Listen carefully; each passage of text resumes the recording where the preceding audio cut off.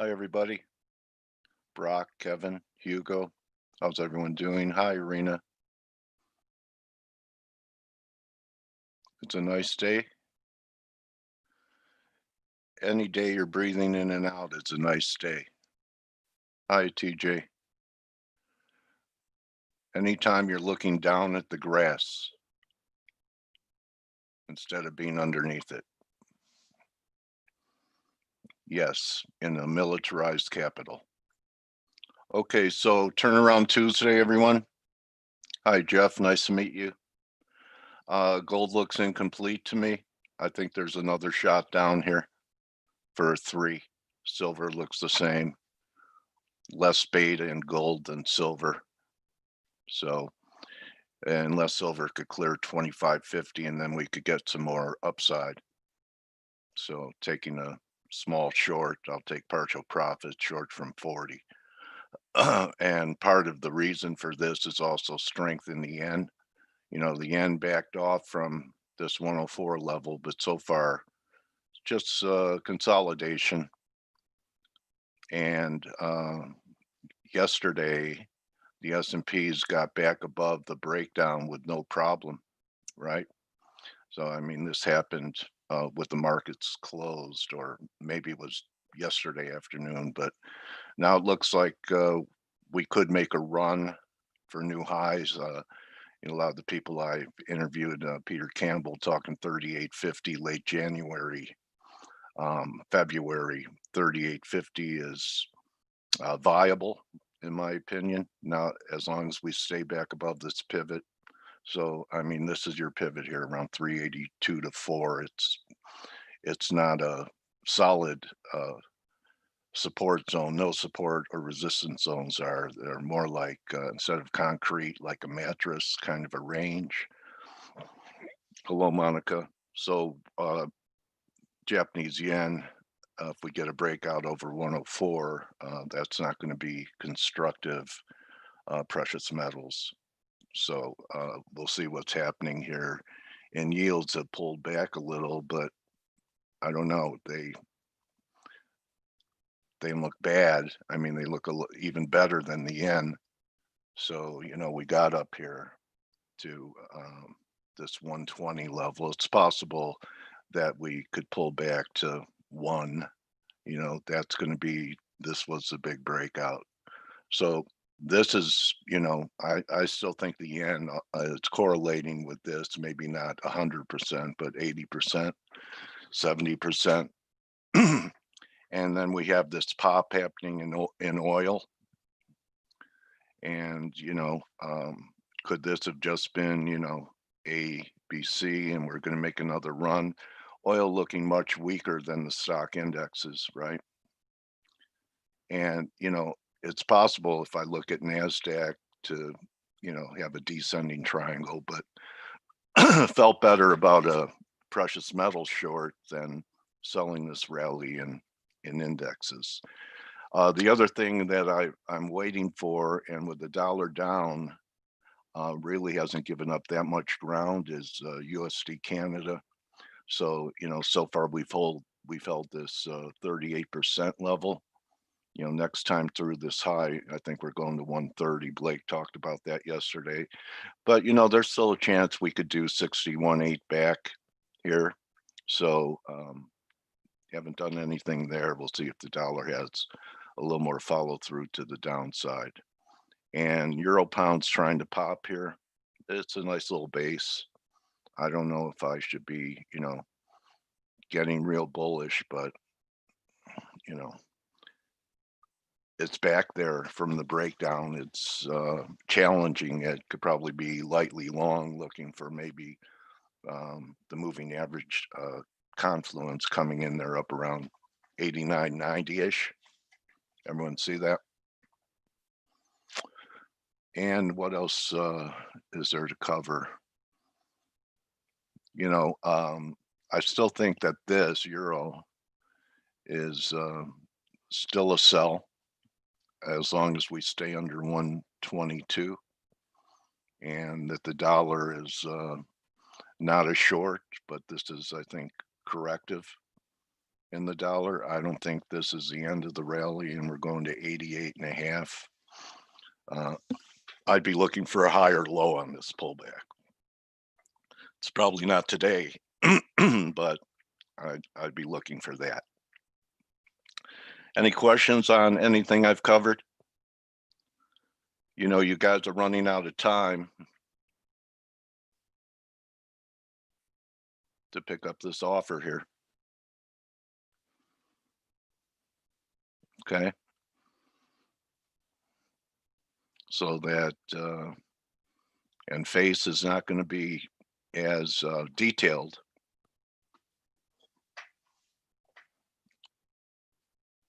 Oh yeah, good, Jeff. Well, I'm not short. I haven't shorted it yet. I was short last week, covered 20.5 is possible.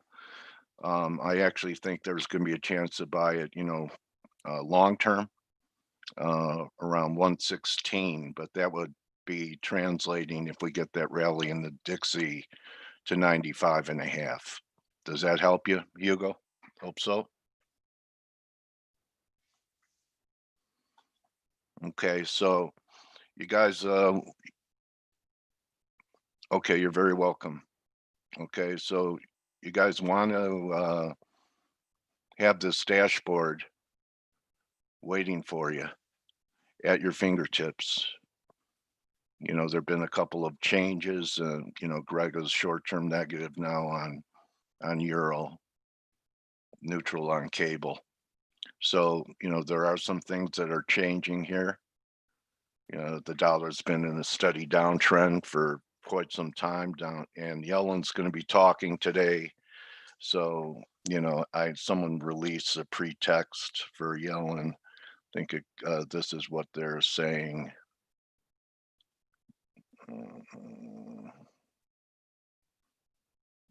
I can't find it now. Okay.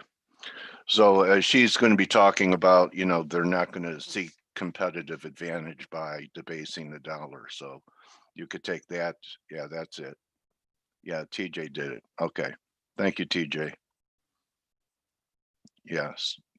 Okay. Rates to be low, stay low, never thinking about raising them while the 10-year went from 0.5% to 131 or so. And we will not seek a weaker dollar. I probably don't have to seek it. We're not covering, yeah, I don't know if we're going to have to seek a weaker dollar. So anyway, that's my take on what's happening here today. And invest in your trading career and sign up and surround yourself with great traders in members chat. And with that being said, I'm going to bring Blake in. How are you, buddy? Hey, good morning, Dale. Good morning, Blake. So we have Janet Yellen. I think you had talked about Janet Yellen, her confirmation today. Yeah. And that's going to be a big deal. You know, a lot of people I think what we're going to hear is, first and foremost, is we're going to hear that you know, Janet Yellen's going to continue to follow the mantra of supporting a stronger dollar. I mean, remember, it's different role that you play as Treasury Secretary versus, you know, head of the Fed. You know what I hope for Janet Yellen, Blake? What's that? Is that when she was Fed chairman, I hope that I don't start seeing on Twitter Janet Yellen with a beard like the Quaker Oats box. Oh, that's what. you know, Remember like those? Ben Bernanke? Yeah. Oh, yeah. They put it. Yeah. Oh, maybe it Ben was Ben Bernanke, but yeah, they put a beard on her when she was Fed chairman. So I hope there's more respect. You know, I agree. Look, she's I mean, although wouldn't she be a great grandma?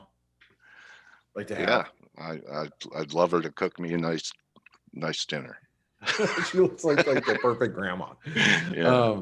But no, you know, jokes aside, I mean, she's got a job to do, and her job as Treasury Secretary will be to, basically make sure that the dollar stays competitive and strong is what a Treasury Secretary should do, and probably what she will be looking to do. So it's going to be interesting to see what she says during her confirmation hearing. I think she will have a speech, but more importantly, it's going to be the questions that are thrown out at her throughout the hearing. You know what I'm saying? So Yeah. that's going to be really important in how she responds, because, like I said, it is a different role, and how is she going to deal with the transition and work as a Treasury Secretary? A lot of dollar bears have been just absolutely creaming their pants, knowing that you got Jay Powell at the Fed, Janet Yellen at the helm of the or the Treasury Secretary, and they just assume that the dollar is just going to get absolutely creamed with these two heading up those two organizations. And if she shows otherwise, I mean, we could see a dollar bounce. And so that's something that I think we need to pay attention to today, obviously. But that's the big thing that's happening today. So the confirmation hearing starts at 10 a.m. Eastern. So for those of you that don't know, that's in like 2 hours time, less than 2 hours time. So we got that. Also, we have a bit of a pullback in the dollar. You can see the dollar, like the euro dollar, has rallied. We are actually pushing up against previous support, should act as current resistance. One of the things about and I guess I should pull up the bias chart right now. One of the things that you guys might have missed overnight is the European data actually was pretty good, especially the German data. Here, let me pull up the calendar so you can see some of the data that came out overnight. You see the German current account came in a little bit better. The ZEW numbers came in a little bit better. There was some Italian numbers that came in better than expected, but you can see that better data that was released overnight has helped sentiment in the euro. And the euro is actually, it's not just the euro dollar. The euro dollar is broken higher, but you can see the euro crosses have moved higher. I actually had a short euro sterling in from late last week as we were trading around the 89 pence level, and I got stopped out. I had a really tight stop. I was just trying to be cutesy and play below this trend line, but I got stopped out of that. But I'm also long some of these crosses. Some of you guys know that I'm long like Euro New Zealand, Euro Aussie. I've got a smaller position here, but I am playing these Euro crosses on the long side because I believe they will move up for a couple different reasons. One of them being, more of a risk off type of hedge, because I do think that Europe or the euro is going to outperform.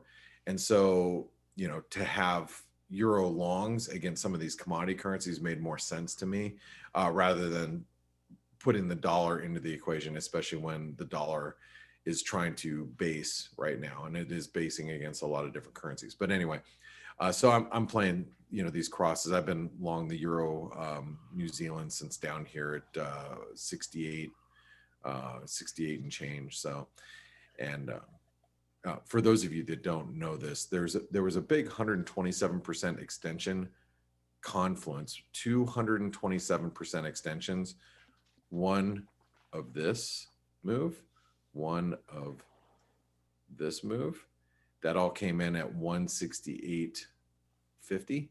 And so I've been long ever since that confluence. So, one of the things that if you're part of the Forex Analytics family, you've known that in recent days. So anyway, that's what I'm doing there. Let's go into the charts and kind of nail down everything in the bias chart. and get you guys prepared for today, because like I said, today is going to be more about the dollar and what the dollar's, doing against, everything. Obviously we got, the dollar has pulled back. We've seen it pull back against some of these commodity currencies. So let's see how far they can go. The euro dollar, we should find some resistance this morning at 121.60. Remember, we do have an AB equals CD completion that'll take us down to 120. I still think that the euro dollar is heavy, but what we did do is we held that horizontal support. You can see that horizontal support at 120.50. So that is obviously support for today. Whoops, 120.50. Yeah. Resistance 121.60, I think, should offer us resistance today. We are in a range. You guys know I'm bullish. I'm just not bullish right now. Okay. I'm looking for longs down at the 120, 119 level. Hopefully we get down there. We may never even see those levels. That's just where I want to be bullish. I do think we are in a range right now. And so that's good, because there's a lot of two-way action now in currencies, and that's a good thing. The cable. So the cable, holding above the 135 level, you notice in the pound, we are making higher lows. Now we are making consistent highs. You can argue right now that we have some sort of wedge developing in the pound, but just keep that in mind when you're trading, the sterling. Okay. I think dips today probably can be contained by 135.50. Resistance, 136.40.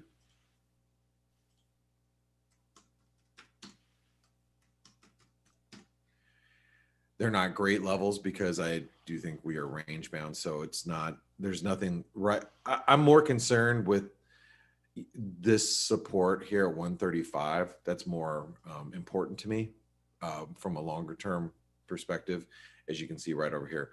And guys, just so I'm just going to reiterate what Dale said.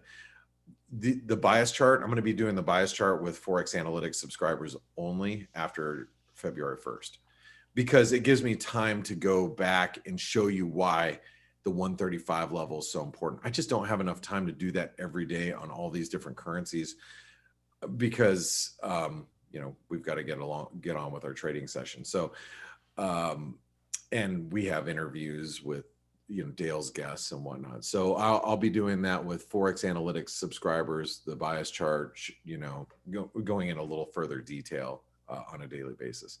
All right, and answering questions. Let's go into the Aussie. So here's the Aussie resistance. Now, let's remove that for a second. We had this false breakout above this channel, which is the throwover. We had another false breakout here. We held channel support. So channel support is going to be really important. This is huge, because if we break below this channel, it is going to be really quite bearish for the Aussie dollar. Okay. This is where you start getting conviction, type of trades, when the Aussie breaks below here, because once it breaks below there, that's probably more a sign of risk off than anything. And then you start looking at what copper's doing, and, gold's, already trading weak, but that support is going to come in at 76.75. Resistance is going to be 77.30.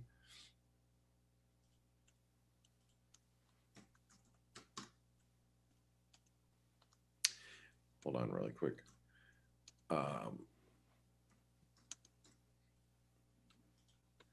77.30, and then actually, yeah, and this is all previous support over here. So I think you just got to pay attention to the Aussie at these levels. We're probably pretty close to breaking one direction or the other. Right, has more to do with what happens with risk appetite and risk aversion at this moment. Stocks are strong. They're stronger than I thought they'd be at this point. Going into the inauguration, the risks of some civil unrest, Janet Yellen's confirmation, ECB on Thursday. There's a lot of things that are brewing here. I'm surprised equities are as strong as they are. Kiwi, head and I've shoulder been pattern. surprised for a decade. Yeah, right. Me too. Yeah, me too. That's true. I think the biggest shocker was this year and how big of a Yeah. bazooka the Fed shot at this last year. Yeah. How big of a bazooka the Fed shot. Yeah, from that low in March I mean, we were down at what, 2200 or 2100 in the S&P 21. for And 2100 and we for saw a the couple of turn, days. but I was just looking for fib retracements off a crash like Yeah, that. I was Not like, all okay, time yeah, we'll highs, bounce here. We'll Yeah. probably see 2600, 2700 again. I did not Yeah. think we would be screaming it back to all time highs. That's just shows you the power of the Fed. 7150 is resistance. By the way, the Kiwi is bearish. We have a head and shoulder pattern. Yeah. Support 71 cents, then 70.50.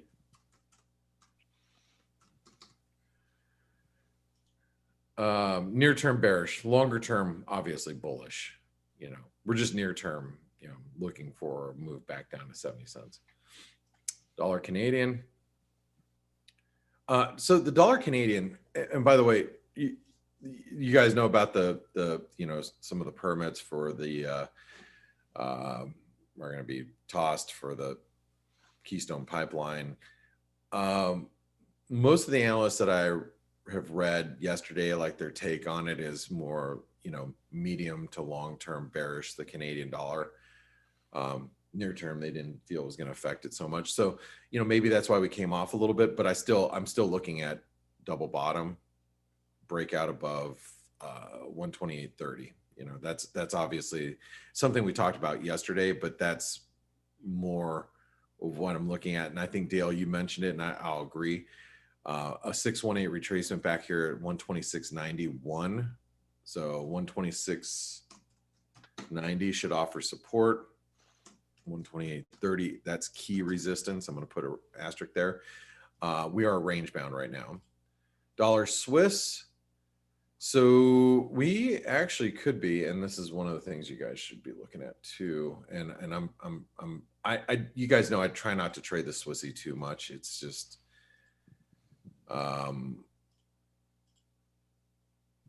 it's too manipulated for me. But whoops.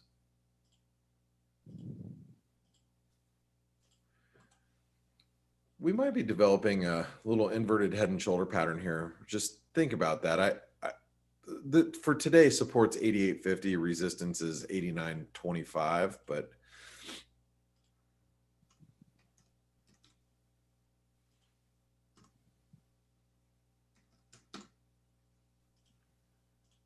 dollar yen once again.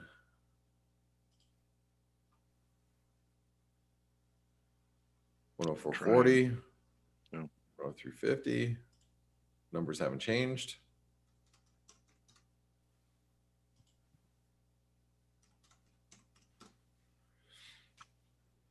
All right. Dollar index. Here we go. So the dollar index, we broke yesterday out of this triangle. You can see now we're like retesting the triangles. This is like retesting the breakout point, if you will. Personally, I just think the dollar's building a base here. And in today's current situation with stocks where they're at, the dollar is performing quite well. And that's something that you guys have to really pay attention to, because the dollar is hanging on really well despite the risk on environment. So if we do see some risk off for whatever reason, let's just, let's call it, social unrest, let's say a couple of the state capitals come under assault in the next 24 to 48 hours. If you think that that's not possible, well, I think you're wrong, considering what we saw. And you might say, oh, well, everybody's so well armed. Well, I could argue that our civilians are more well equipped than the military, especially That's because they've been militarized of doing tours in Iraq and Afghanistan for the last 20 years. Yeah, hey, look, yeah, and that's true. I have more ammunition in my house than a squad of Marines carries on a live patrol. Wow, you're ready. Well, I take 13 Marines squad, which I used to lead. Yeah. And I think about all the rounds that we'd carry. I got more ammunition than that in my house. So I mean, and like you're talking National Guards. Yeah. You're talking National Guard. So I would argue that that our civilians are better. If we really wanted to go after like the Capitol, a Capitol building, it could happen. It's not unrealistic to believe. So anyway, that's why I'm saying that if things like that started to happen in the US at different places, which is scary to think about, but if it did, the dollar would strengthen. And I know you might say, well, why would the dollar strengthen? Who would want to own the dollar? The dollar, remember, is that when it all, at worst case or at the the dollar is the ultimate safe haven vehicle because of the liquidity. It's not because of the fundamentals of the US. That's why the dollar is being sold and has been over the last couple of years, if you will. I think it's more of a product of deteriorating economic data and competitiveness, but during periods of stress the dollar will flare up and strengthen. So just something to think about. So support for the dollar right now is around 90 and a quarter, right? Resistance is going to be 91.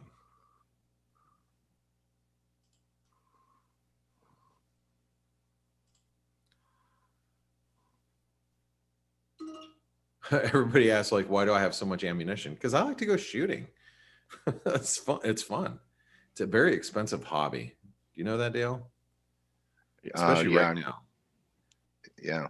Yeah. I mean, it's like, but I always like to keep my skill set sharpened. So I do a lot of, and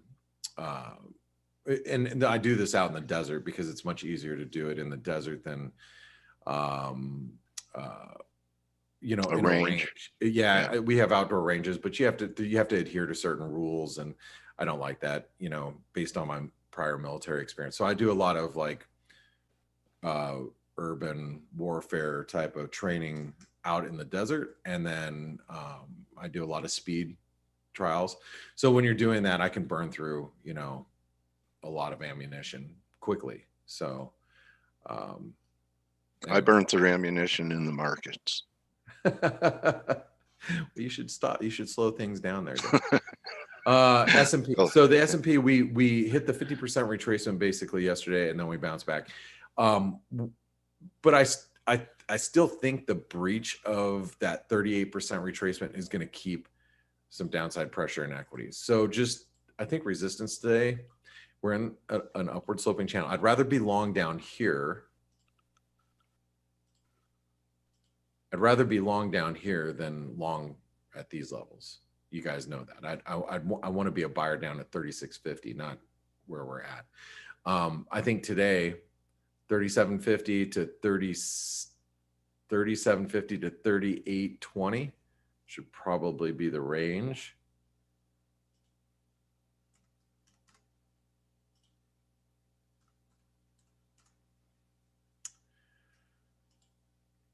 Dollar Mexican peso trading really heavy today. I really think there's a lot of order flow that has been going through the dollar Mexican peso the last couple of days.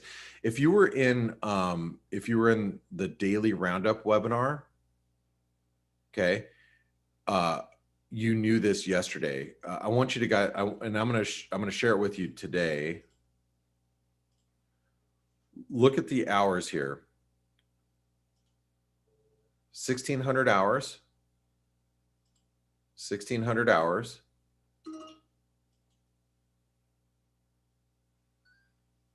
1,600 hours. 1,600 hours.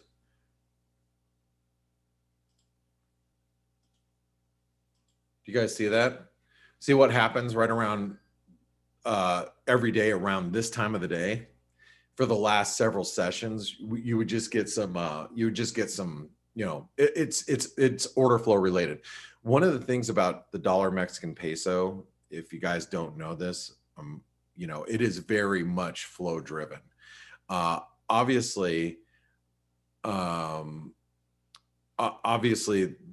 it could be driven at a moment's notice based on economic data or, risk on or risk off. But I think there's been some serious order flow going through at these times. And what's interesting about right now is you're seeing the selling come in way early today in European trade, which makes me believe that this order flow might be actually over. So be careful being short today. And I mean, it could break down. Obviously, we can hit, the 1,600 hour mark, which is near right now, like this time of the day. And we could break down if the order flow is still there. But the behavior's changed a little bit today. So just keep that in mind. All right. Support 1860. Resistance today is going to be at,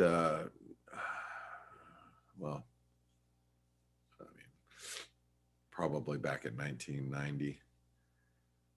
So, and again, if you are a Forex Analytics subscriber, you heard that yesterday on the daily roundup, which is exclusive to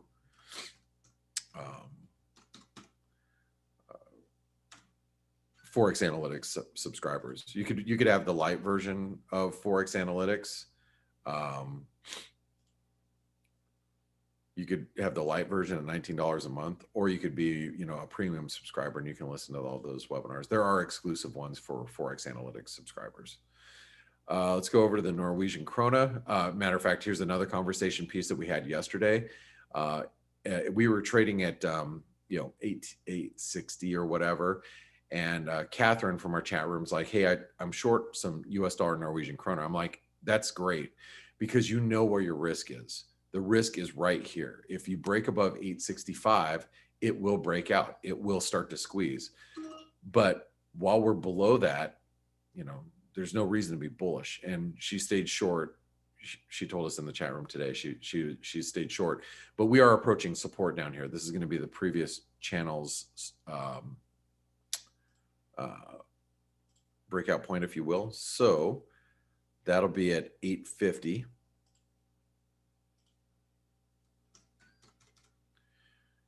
It's still bearish. Proved it yesterday. And 864 is resistance, and that's mega resistance. That turns us back to range. May even turn us bullish near term. Gold's still trading heavy, but I think it's 1820 to where oh, there it is.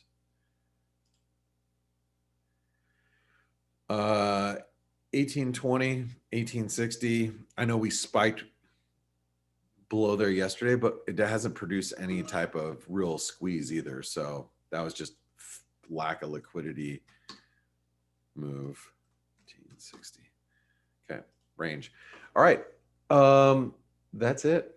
Bias chart is finished. Stelios, Steve, good morning, gentlemen. Good morning, everybody. Mark just asked, hey, I'm thinking about joining. How many in the chat room on an average day? There are probably 60 to 100 of us on an average day.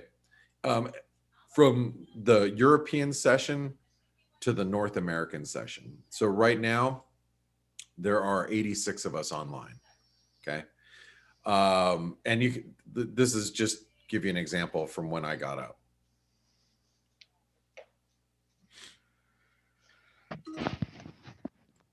morning, everyone. Okay, 4:28 a.m. my time, which it now is exactly 2 hours later, 2 hours and 5 minutes. There's a nice testimonial from Didier. Quite a few all day long, but mostly from early US hours till close. I'd say 60 to 80. I joined several months ago and no regrets. Thank you, Didier. So there you go. So that's our community, guys. If you want to, and it's been actually kind of slow. Yesterday we were all messing around because it was so slow yesterday. I mean, I think people started sharing recipes and it was like, I mean, hey, look, it's a community. And when things are slow in the summertime, gosh, in the summertime, we talk about like Netflix movies, I mean, you get people, talk, we just try to keep politics out of the chat rooms, and we try to keep, unless it's about Greek politicians. And then we try to keep Steve out of the chat room, basically. we try to keep Steve out of the chat room. We Not try my not to mom, talk though. religion, either. Because, Yeah. So anyway, and everybody's very respectful. And if you're disrespectful, I'll be the first person to kick you out, and I don't care. I mean, because I want a good community for our traders. If you're going to be a bad apple, I'll just remove you, and that's it.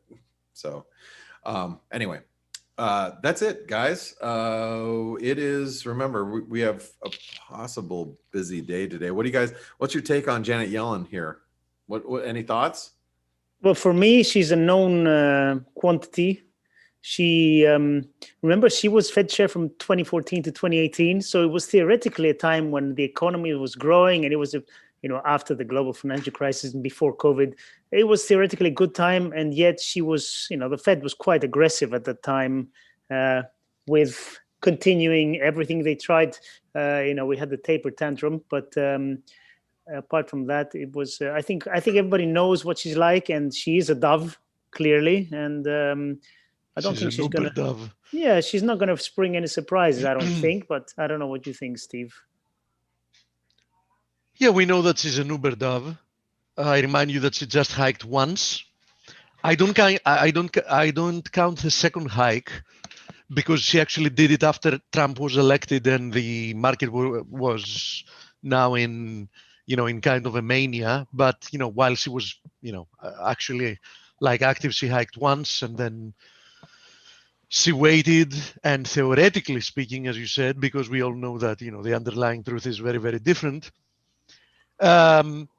She had all the excuses to normalize or somewhat normalize monetary policy, which she didn't. So she's the perfect pick for the Treasury because we know that the Federal Reserve doesn't have a mind of its own. It should have, but it doesn't.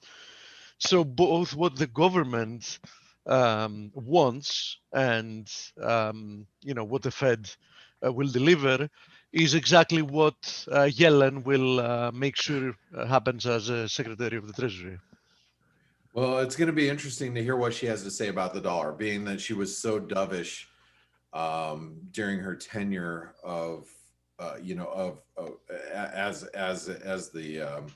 as the Fed chair. She will read from the playbook, like they all do. They all say the same thing. We want a strong dollar, but something, what you say and what you do are two different things. And personally, and I think that that's the example that everybody should follow, I tend to judge people and institutions from what they actually do and not what they actually say. So she might say that she wants a strong dollar, but what are the exact policies that the Treasury or the Fed under her or following her have followed to show that they actually want a strong dollar? And Trade Journal said the pretext is that, that's been out since yesterday.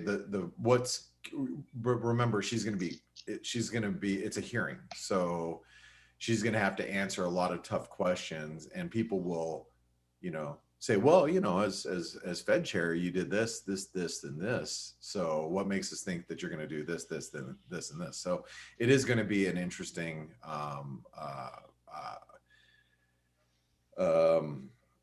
session. Hearing. So yeah. So therefore, I won't be folding laundry during this hearing. I'm actually.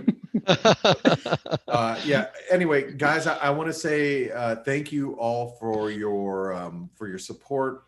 But remember, if you want to try to get Forex Analytics for free, and you live outside of the U.S., go to the Forex Analytics sponsored page, and you can listen to what this is Chris Weston. You know, obviously we are all at home and COVID, little quick interviews here, but you have to use this link right here to link the accounts and open your new account. And this way you can get Forex Analytics up to 4 months for free. So it's definitely worth exploring. Make sure you check them out. And just so you all know, I'm also going to be doing a special for Forex Analytics subscribers with Chris Weston, talking about the rise in yields and the yield curve and what that means to us as traders. That will be emailed out to Forex Analytics subscribers in about a week and a half. So it's scheduling a time to do something with him, since he's in Melbourne, Australia, and I'm here obviously in the United States. So it's just connecting. It was difficult. Yeah, time difference is a little bit brutal. Yeah, it is. Anyway, guys, have a great one. Thank you so much for being with me today. Stick around because Dale's got such a great. You got Jay Lyons Fund Management today, right? Yeah, Dana's great. Yeah, so you got her, and then No, it's him. You got him, her, and It's all right. Dana Andrews was a very famous movie star. Oh, Dana, not Diana. Somebody. Oh. We typed Diana. Did you? Oh my God. So somebody's got to fix that. All right. Well, he'll still show up. Yeah, of course. He's a great guy. He's a great guy. Anyway, have a great interview, and you guys stick around with Steve and Stelios. I'll let you guys go. Bye. Thank See you, Blake. Good Bye-bye, luck mate. today. Hello, guys. Hello, coach. Dale. My Hey, favorite guys. coach, and Oh. my least favorite Greek. Hello, how are you doing? Oh my God. That's said with love. So Janet Yellen, yes. So she's going to have probably some leeway to say different things than what she was saying when she was Fed chair. But like you said very correctly, Steve, the question is, what does she actually do? But we wait to see. Interestingly, I've had the conversation with friends and other traders and about the dollar, about fiat currencies, and my view remains. I think the dollar, the general direction should be lower. I think we're ripe for a spike, but the general direction should be lower. And the way the U.S. is running huge deficits, they have to inflate their debt away. They just have to. And I was reading Paul Krugman, the Nobel laureate. Oh yeah, the real liberal guy. He tweeted today, and I was reading it, and I just couldn't believe it. He tweeted and says, I'm getting anxious mail from people who worry about the U.S. debt and how America will pay it down. And he goes, you don't have to worry. You don't have to not pay at it down. all. And he wrote, here's what happened after World War II. They never repaid the debt. They just issued new debt as the old debt came due. But because of inflation, debt as a share of GDP declined steadily. So, by the 60s, the war debt was negligible in economic terms. And I'm like, okay, so your advice is don't worry. We just trash the currency. We inflate the debt Has away. anybody explained to this idiot, and sorry, but I'm going to use a word because I think there is nobody more clueless in economics than Krugman, honestly. Didn't he win a Nobel Prize or yeah, something? which probably epitomizes that he's completely clueless. Okay, Has anybody I'm explained gonna to the return guy? mine. Yeah, has anybody explained to the guy that inflation hurts mostly medium and lower classes? Actually, rich people have assets, tangible assets, that their prices always adjust to inflation because they have intrinsic value. So the whole we're looking for inflation to inflate the debt away policy is the exact opposite of friendly to to people, to the don't haves. You know what I mean? Yeah, look at the last 3 decades, let's say. The asset prices have gone through the roof. We all know that. And the average wage, well, what has it done? Especially since the global financial crisis, they're flat. Actually, they're down small, I think. So the gap between the wealth gap is huge. Of course it is. So Of how are course you it is. helping the average person by doing this? We've said this here on Face over and over again. I just don't get it. I'm not a Nobel laureate. I'm not a a globally known economist, but just my simple mind thinks of these things, and I just can't see I just can't see how it will help. But maybe somebody can help. I don't Yeah, know. it's nice if he could explain how can you inflate the debt away, and at the same time, because the only way to inflate is to devalue the currency. Yeah. But devaluing the currency immediately devalues, as you said, Stelio, wages, and the income of anybody that's dependent on an income. On the other hand, as I said before, people that are really rich and they're diversified and they have a lot of assets, they're not going to be hurt. Yeah. So and the crazy thing is that initially they were doing this, but you had inflation. You had inflation, measured inflation, which then was passed on to to savers. You would get some interest. All these liabilities. yeah, because the government bond market, liabilities. the bond market was still a market back then. Exactly. So in essence, when inflation was spiking, at least yields were spiking as well. So savers could get something in return. And liabilities that government had, which were linked to inflation, were paid out. So at least you got that. But now they're managing to generate inflation without actually reporting it, which is they're just killing you every way they can, which is insane. Yeah.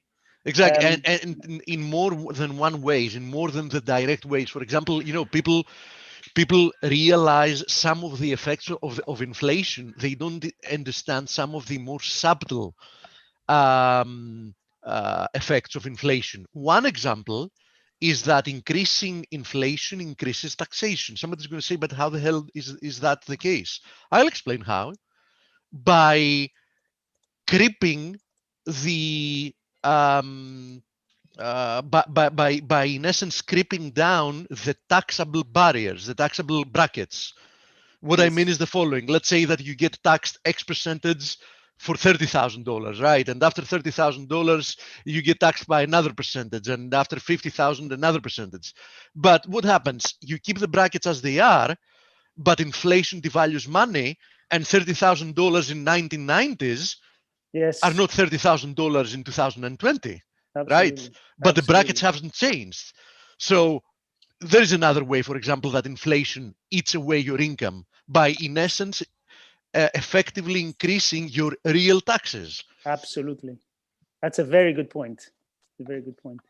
And it's things like that which you don't realize, or if you don't actually sit down and think about them, it's indirect or how should I say it, secret taxation that you don't realize that you're getting extra as things get inflated.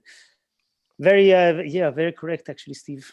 For once, you said something really useful. Yes, it happens to me once per week. Love you, bro. Yeah, me too.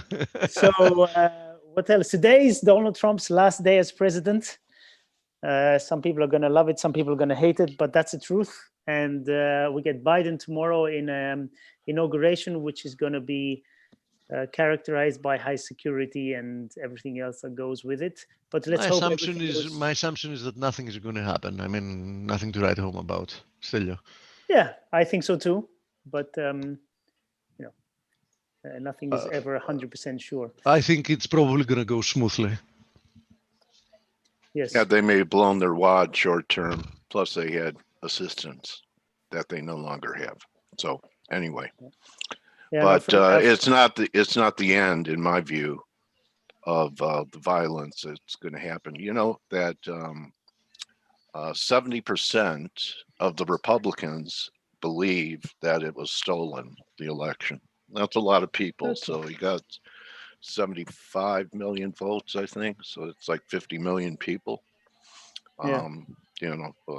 thinking that the new president is illegitimate. It doesn't really bode well for unity and tranquility. Yeah, in the US. I will once again say, as I've said since the very beginning, for people that considered Trump a disease, or whichever president, or now consider Biden a disease, right? Yeah. Listen, they're just symptoms, and the whole brewing situation that you mentioned, in essence, Wealth are inequality. yes, is also in essence a symptom of underlying problems that don't really so much have to do with Trump being the president, Biden being the president, Republicans having X opinions, Democrats having Y opinions. Yeah.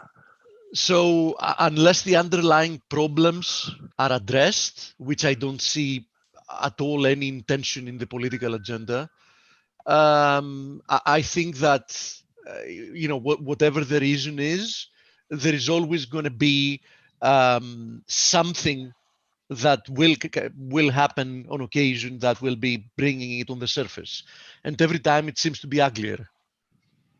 And it's not just the U.S., it's in Europe. It's a global thing, unless you already have like a very fixed system like China, where they can really just clamp down on everything. So, I think that it's not just a U.S. problem, it's pretty global. No, it is So, global. It is yeah. global. Yeah. In some countries less, in some countries more. So Yep. not many things have happened since yesterday, but a couple of them have caught my eyes, having to do with the charts. One of them is the attempt of the Euro USD to produce a morning star formation. It's still early on the day, I know, so the daily candlestick is fresh and has a lot of hours ahead of it until it can actually formulate, and we know exactly what we have. But so far, we seem to be forming a morning star formation exactly on top of this confluence of supports. Here is the 38.2% fib, and this horizontal support resistance area. I had since before, and people that read the weekend analysis have seen this chart. I had already drawn this, these potential outcomes for the pullback in the euro. One was to find support here at 120.60. The other one is to aim for a deeper correction towards the 61.8, or even perhaps this confluence of supports above 118. So early it is indeed, but this is something I'm watching at the moment, because I do think it might prove to be an important development. Similarly, the cable yesterday closed by paring back all of its losses, so in essence it closed unchanged. Today's follow through is not really that much, but definitely remains in this uptrend.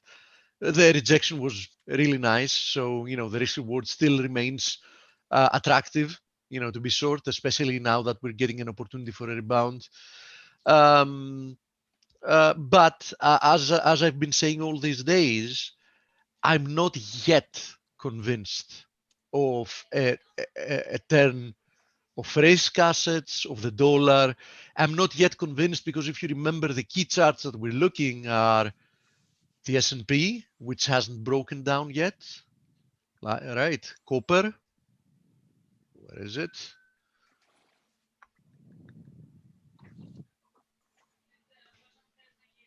Probably, yeah, there it is. So copper, which hasn't broken down yet. So these are two charts that I'm looking for. We did see yesterday the Kiwi test support, and it's not decisively breaking lower. Aussie has broken lower from this channel that we were looking for, but look at this move so far. I mean, definitely doesn't have something that shows that we've really turned. I didn't even close half of my USD NOK position yesterday, and the reason being the 4-hour chart, let me show you this one. So, here's another example of a commodity currency. Here's the USD NOK, and here's the rebound. So far, I see nothing that says impulsive here, right? Nothing. I mean, we did rebound higher a little bit. Yes, we did break through this. It is a wedge if you look at it on the 4-hour chart. It is a channel if you look at it on the daily chart. Here it is.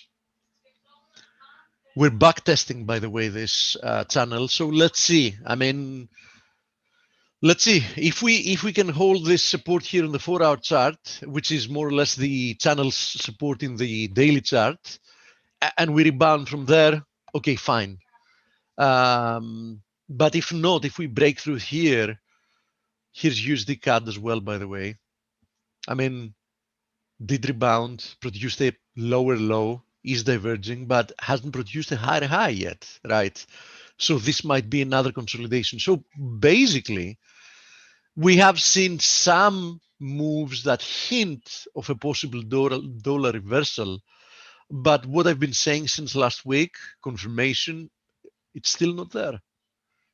It's still not there. So, I don't find any reason why I should be jumping the gun, especially given the fact that, it's a strong trend that we're talking about, both the dollar one and the risk asset one. So I don't find any reason why I should be fading these moves prematurely. If we do see a turn and we get all these confirmations, I think the dollar will squeeze, and I think there's going to be room for people to make money, even if they're not like in the trade since like the very, very, very beginning of it. So that's what I think about it. By the way, I saw somebody before that was asking about the nickel. And it is an interesting conversation. I was actually looking at nickel yesterday. And this is why it looks interesting to me. Because we have a nice confluence of resistances up here. It's both this ascending channels, trendline resistance, and this potential triangle. If this is indeed a triangle, then you should expect another extension to the upside towards like 1436. But let's see, is it a triangle? Looks to be very well bid. There's no question about it. We break through this. I think we're extending higher and probably we're accelerating. Now, having to do with crude oil, look at crude. So far, it seems to have found support in the broken channels trend line resistance.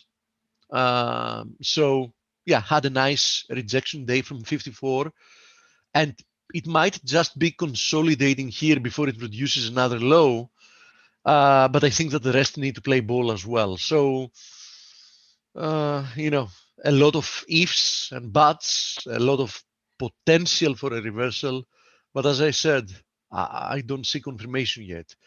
What has definitively broken higher is Ethereum. You remember we talked yesterday about Bitcoin, and I said Ethereum seems to be the same way. It's in a triangle, which would imply another move higher. Look at Bitcoin not following yet. In this case, we might have Ethereum leading, right? Be careful though. This is the previous all-time high that you see here. Be careful, because if you remember, I said yesterday that if these are triangles, then the next push higher should be terminal, meaning should be followed by a much deeper correction, right? So be careful. Initially, I think that Bitcoin has a good chance of following Ethereum and making the equivalent move higher, but I would be looking for a reversal to follow rather soon after that. Now, other people want to know about palladium and platinum. Platinum remains bullish. Here it is, still consolidating above this bull flag. So I have nothing to add there. Palladium remains trapped in this longer term symmetrical triangle. So, nothing to see there yet. So nothing has really changed there. Natural gas, back testing this channel. Let's see if it can hold here. This is an important area of support, assuming that's the channel, because don't forget, I've said a million times, corrective formations are very, very hard to predict in advance. Many times you have to redraw and redraw and redraw. What remains to be the fact, though, is that I do believe that these lows there in natural gas, we're not going to see them again. I think that natural gas, eventually, if it isn't from here, we're going to see what kind of formation we have is headed much higher. So I do strongly believe that. Thank you, Um, Steve. oh, top of the hour, right? Yep. Interview time. Okay. Yep. All right. Great job as usual. Steve Okay, Volke, then. everybody take a bow. Okay, nice bow. Enjoy the interview. Okay, thank you. Hello, Dana. Gonna get you set up, buddy. Looking forward to talking to you in this new year, new era. Happy New Year, Dana. I know it's halfway, 2/3 through the month, but hoping you have a great year this year. How are you, buddy? Welcome back to Face.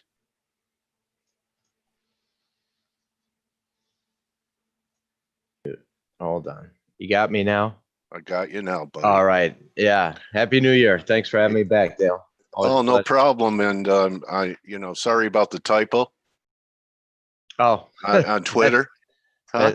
hey, I have a girl's name anyway, so it's just a different. Oh, Dana Andrews was a man, and anyway. Look, you know what? Dana Carvey. Then we have that in common, okay? Yeah. Because my name's Dale, Yeah. and when I was a kid, everyone would go Dale Evans, Dale Evans. That was Roy Rogers and his Yep, wife Dale Evans. yep, Anyway, yep. so Excellent. I'd overcompensate to be masculine because of that. Anyway, we'll get off Lol, the Dale. test stuff. Huh? What's that, Steve? It didn't work. I just found found that funny. Yeah. All right. So Dana, you want to share your screen? Green box, buddy. Yeah, you got it. All right. All right. We So are up. okay. So new year, same trend. Mhm. Looking at the market, we had this little pullback. So far, that's all it was. Yeah. I know a lot of guys are looking for about 3850 in the S&Ps. I mean, they're even bigger bullish targets. But there is now. It's not just about buying the market. You really have to have more awareness of sectors than you had to have before, didn't you, Dana? Don't you, Dana? Yes and no. If you really want to outperform, yeah, but there's so many sectors that are working. I've never Yeah. seen a better trading environment in my life. I mean, Yeah. I've been at this game for, a long time, 2.5 decades and longer, watching my father's career, because he started in 68, 69, and he says the same thing. He said this is the best trading environment he's ever seen, witnessed in his life. So you got to make hay during this kind of environment, because I mean, what more can you ask for? You've got a broad rally, you got broad participation, you got as soon as something gets extended, something else pops up and gives you an opportunity to roll those profits into new sectors. You've got opportunities galore in lots of asset classes. I mean, we usually average maybe like 10 or a dozen holdings at any time if we're long. For short, obviously, if we're defensive on the market, we might have no holdings. But if we're long, maybe we'll have a dozen. We've got like 3 times that. So Wow. and we've never traded this many other asset classes. I know you guys are big into currencies. We're actually trading currencies, cryptocurrencies, metals, bonds, all kinds of stuff. So it's anywhere we can find opportunity, we're gonna jump on. So Yeah. So do you find it? Do you have something mechanical, Dana, to take in and out of the market, covering that, being in that many different positions? As a discretionary trader without any kind of mechanical help would be overwhelming to me. Sure. How do you guys do it? Yeah, so we've got a top-down approach. So we have what they used to call a market timing model, or now active risk management, whatever you want to call it. So, like I mentioned, my father started in the late 60s. And if for anyone who is familiar with that environment, obviously the next 15 years or so was a secular bear Sideways. market. You saw sideways. You saw it was sideways. You look at the chart, you say, okay, went sideways, but those were big moves. Those were, 50% drops and then 100% rally, and then you repeated the cycle. So, Yeah, what was that range, Dana? About 600 to 1,000 in the Dow for all those years? Something like that? Correct. Yeah. Something on that order. Okay. So, working for Merrill Lynch like he did, obviously they were no help in helping him actively manage his clients' money. So he came up with a risk management or a risk assessment model, which a lot of the components we use today, but a lot of it revolves around breadth. So what they say is 70 to 80% of the direction of a stock is because of the direction of the overall market. So we want to be aligned with the direction of the overall market, the broad market of stocks. So for our first order business, the quantitative model that tells us which way the overall market is headed. And if it's headed up, then we want to be aggressively positioned like it is now. And we want to take advantage of these up moves when we get it. And when it turns south, then we will get extremely defensive. We'll go all cash sometimes. We'll go short sometimes.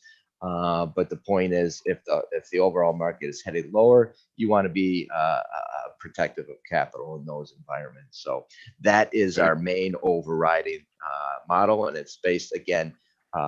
First and foremost, we're equity managers, so it's mostly it's derived completely from inputs from the equity market itself. And from there, the second prong of our investment approach is where are we going to invest, right? So if you're long in the market, if the risk is conducive to be aggressively long, then where do you want to invest? And we espouse a relative strength approach. So we don't want to just spread out among all the sectors, because you're going to dilute your performance, because some things are going to be working, some things are going to not be working. But we like to concentrate our holdings in those areas that are working, which makes this environment, like we mentioned at the beginning, very unique, because there are so many areas that are working. So if we can diversify among a lot of high relative strength areas, that's best case scenario, like it has been for the last couple months. So that is basically the crux of our investment approach. Yeah, so you have some fib extensions up there. Yeah. So well, then I'm going to go back. Last time we talked, I think it was election day, right?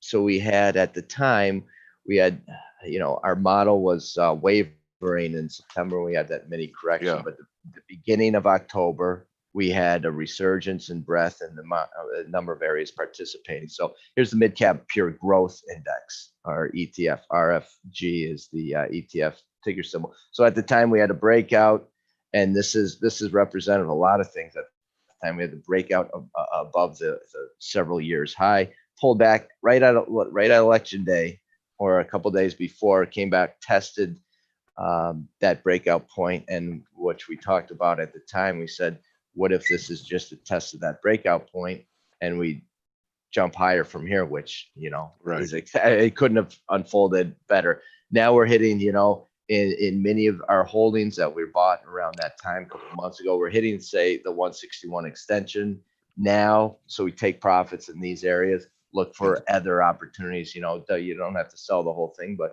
look for other areas to roll in. And it was the same thing with the Russell 2000 growth. That was amazing. Yeah. Same thing. Yeah. You had a Yeah. couple, you had 2 years of similar highs, broke out, came back down right just before election day, tested that breakout, and then straight up from there. So now we're seeing a whole bunch of other areas starting to step up. I read a stat that penny stock volume has completely exploded to unprecedented levels, and we know that most of that's junk, right? Oh yeah. We don't- you know, bulletin board, pink sheet, stuff like that. But, you know, the little investor, the Robinhood, I mean, they could come in and buy 1,000, 2,000 shares. They can't do that with FANGs. Right. Are there any signs, Dana, that are saying that, I mean, isn't that a sign that things are a bit overdone when you're getting this kind of volume in, you know, dash to trash? Definitely. And that is one thing that's probably the biggest red flag right now in the market is investor Sentiment? sentiment Yeah. gotten way overheated. But you could say that you could have said that for the last 4 to 6 weeks. How about the So, last 10 years? 10, well, I mean, You know, yeah, in I mean, some that's ways, what I was saying. yeah, those background, what we call them background indicators, they're long-term signals like valuation, like the level of household investment, and those have been like at warning levels for, you know, for a long time. We call them the secular cycle. So though they reached all-time records in 2000, and this is one reason we've talked about this, why we don't think we're off to the races from on a long-term sustainable basis, because we had the secular top in 2000, and historically you've always gone to extremes to the downside before you reset and start a new sustainable secular bull market. So And that what's still the applies even though we had that crash in March? No, I think it does apply. And what because we never saw those metrics correct to extremes on the downside like we saw to the upside. You know, we saw maybe during the financial crisis, we saw things maybe correct down to the long-term mean. And then you had the unprecedented central bank interventions that prevented natural correction in many of those metrics, economic and market wise. You saw you didn't get that correction down to that long term oversold levels like you always have historically. So that's still to come.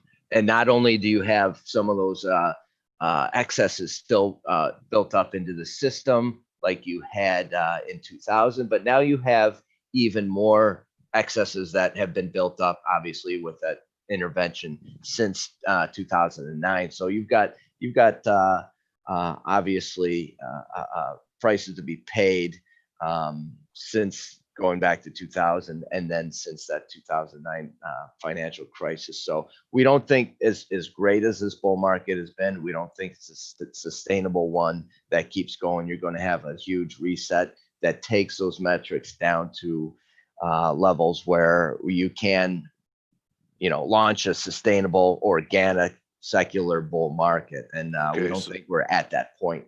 But in the intermediate term, things are great, and you have to take advantage of it. So, okay, that's very interesting. So, you always have that in the background of your mind. And sure.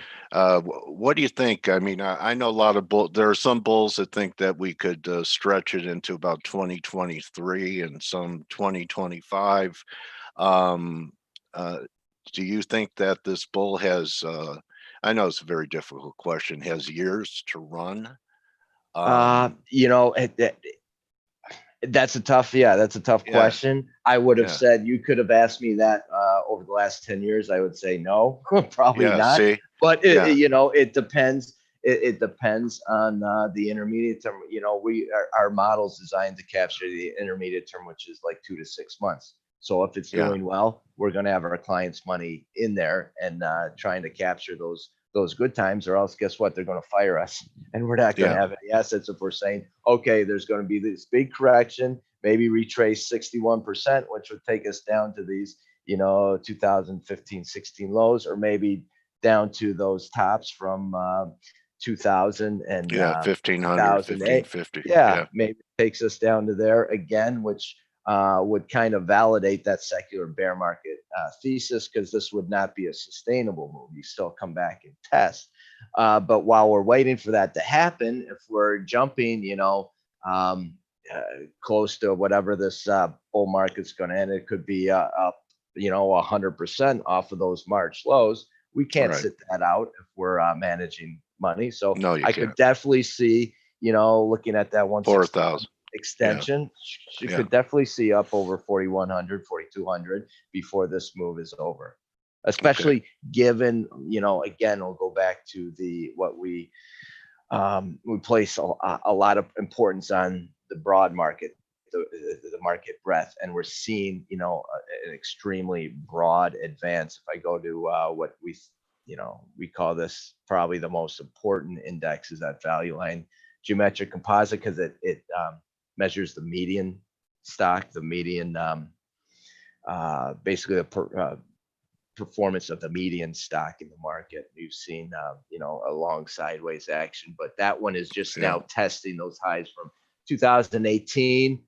Could see some consolidation here, work off that excessive bullish sentiment, and maybe pull back for a little bit and then break out. If you look at, interesting enough, obviously the arithmetic index, which measures the average performance, is always a little bit ahead of the geometric, but you look at that, I mean, that exploded recently after the election. This is the average stock in the market. I mean, there's nothing remotely bearish about this. Yeah, it's getting extended, but after a reset, a pullback, consolidation, whatever, get people a little bit less bullish. There's no reason not to expect at least another extension of this rally. So I think you'll have, if you missed out, a lot of people missed out on a lot of this rally that just recently come back. If you're in that position, I would be probably not chasing anything here. Wait for better. I think you get a better opportunity over the next several weeks, month, whatever, and then get aggressive again for another extension.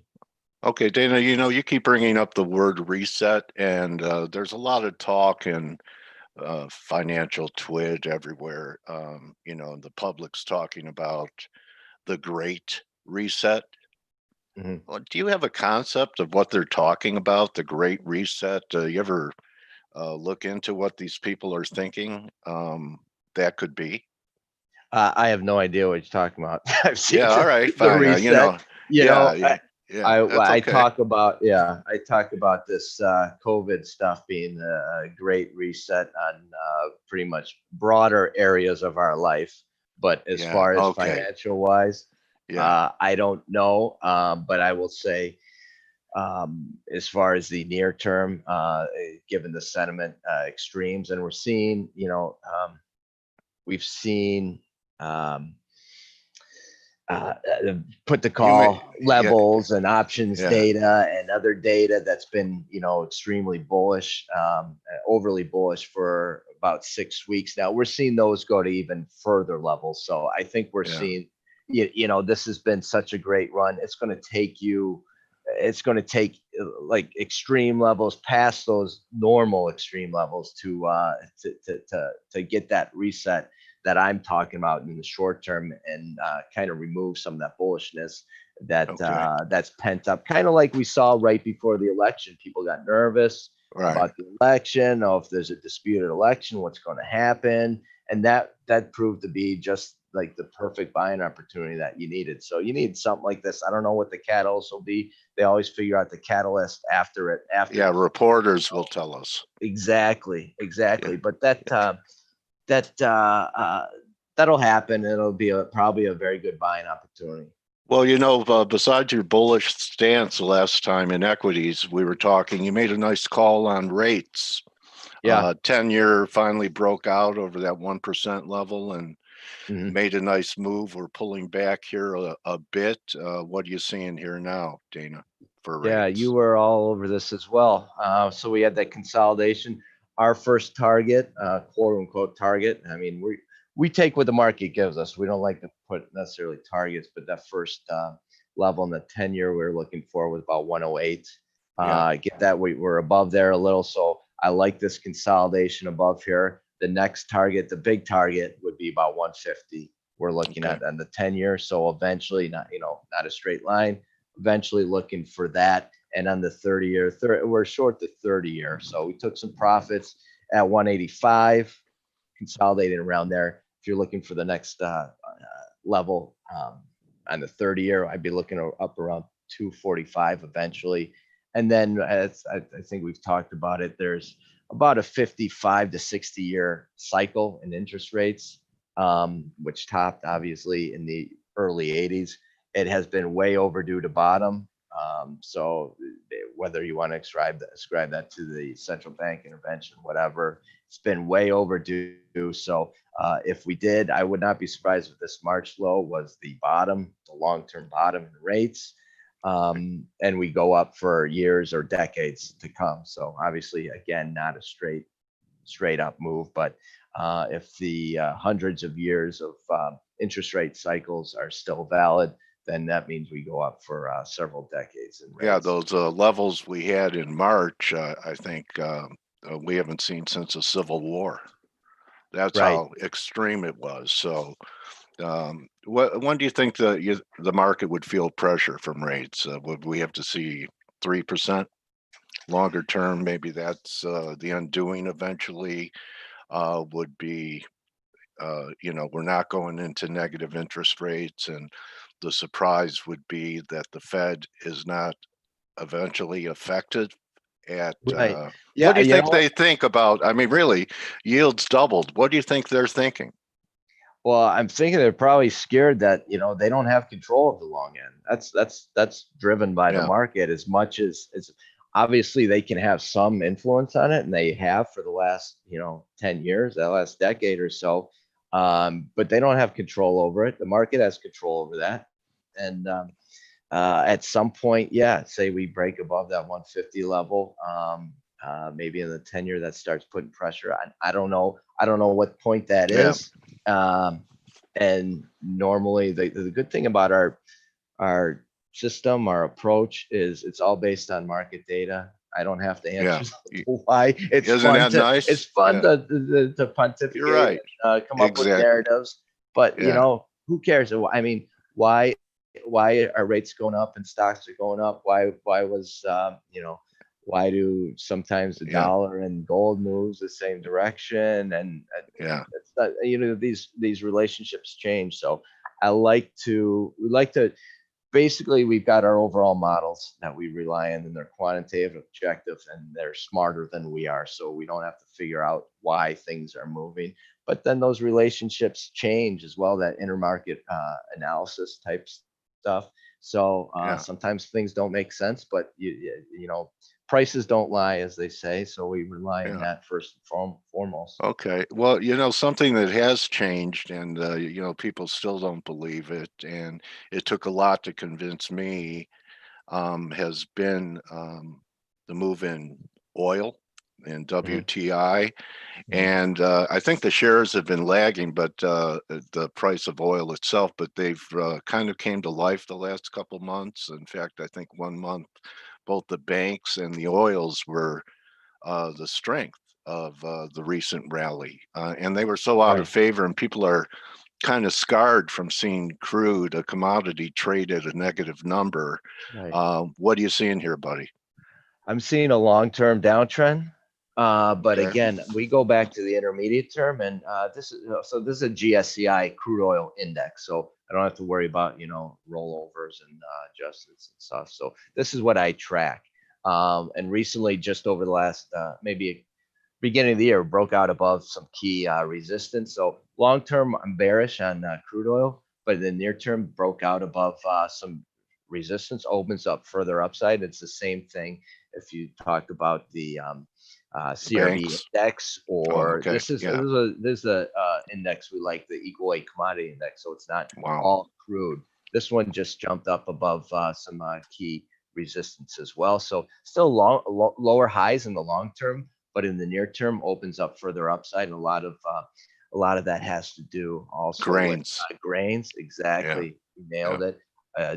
Does the GSCI grain index jumped up Yeah. above that long-term trading range? So that opens up further upside. So yeah, we do see, in the intermediate term, see more upside in grains and some of the commodity stuff, and even crude oil, even if we're more bearish in the long term. And that does play into what you're talking about, the equity energy Along the world, bro. equities. Yeah. And oil stocks and whatnot, which look terrible in the long term, but in the near term, intermediate term, I think there's lots of upside there. Here's the oil services Right.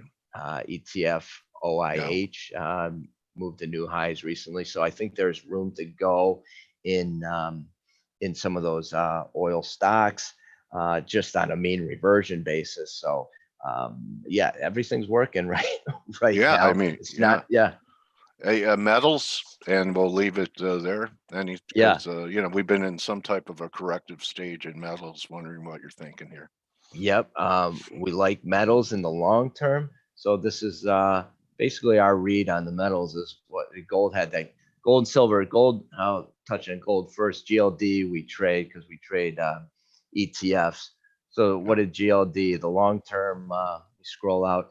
Long term, we had that huge rally into summer, Yeah. right? Ran right up to those 2011 highs.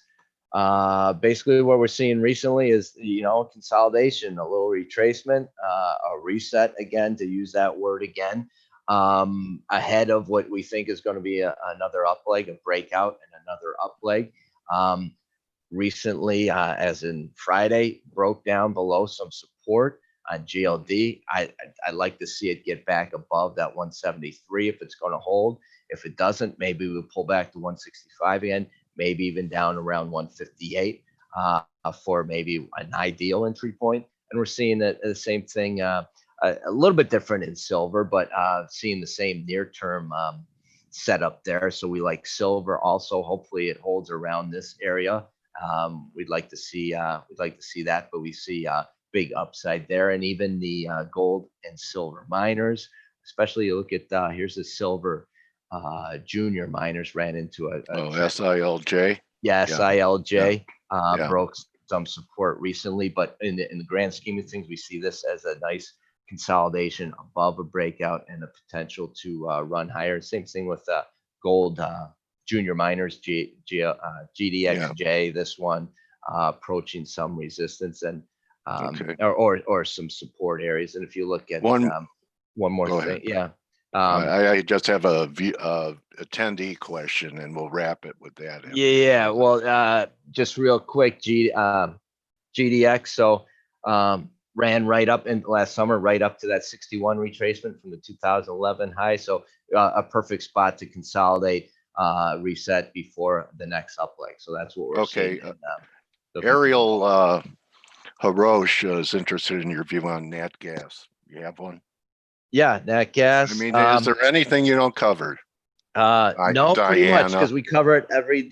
Yeah, we cover it every day for subscribers on our all access Lion Share. So I run through everything every day, all the key charts. So nat gas we see in a short-term pullback.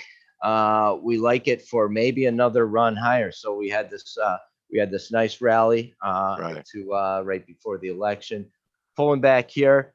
So this is a GSCI index again. So short term, it's in this little trading range. If we break above this 50-day, I think we could get another up leg in nat gas. Okay. Thank you so much, Dane. How do people get access to your work, that letter that you just brought up? Right. I hope that helped, Ariel. Yeah. Go Let me share a different screen here. So we've got, our main business is managing money, of course. Right. So let me share this screen.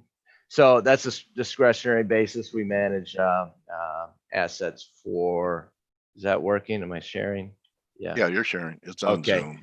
So our main business managing money on a discretionary basis, but we also have a couple other services. The Lion's Share is a kind of a trader, premium trader type letter where we give basically an all access look every day at what we are doing in our own management business. So what are we looking at to buy, sell, key charts, and this is on an everyday basis. So you can see what we're actually doing. You pull the strings yourself, but we give you basically an inside lens to that. So that would be lionsharepro.com is the URL on that. But we also have, here are some other resources. We have a service geared towards 401k investors called My 401k Pro, kind of a slower kind of service. So it's updated once a month for people that don't want to make that many changes or can't because of the structure of their account. But those are basically what we offer on a service wise. And of course, you can follow us on Twitter, StockTwits, sign up for a free email here. So just go to lionsharepro.com and you can find all these resources. So you're a talented pro, Dana Lyons. well, I appreciate Diana. Right. Yeah, well, that's another life. Anyway, thank you so much, my trading warrior brother, for coming in and sharing these ultra unbelievable along the world views and everything, and also that you have your eye on the other corner just in case, and really appreciate your work. Much respect from me and our community. Thank you, Dana. I appreciate. Thanks for having me on again, Dale. And it's always a pleasure. It's always fun talking to you. And Happy New Year to you and all your followers.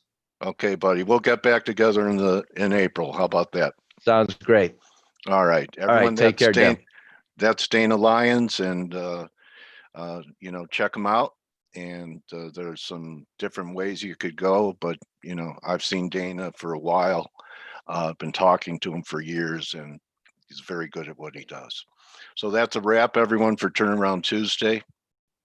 And we'll see everyone. His Twitter is right there in front of you, J Lyons Fund Management, Bruno. Okay. You're welcome, everyone. Don't just count your pips, count your blessings. See you tomorrow. Adios.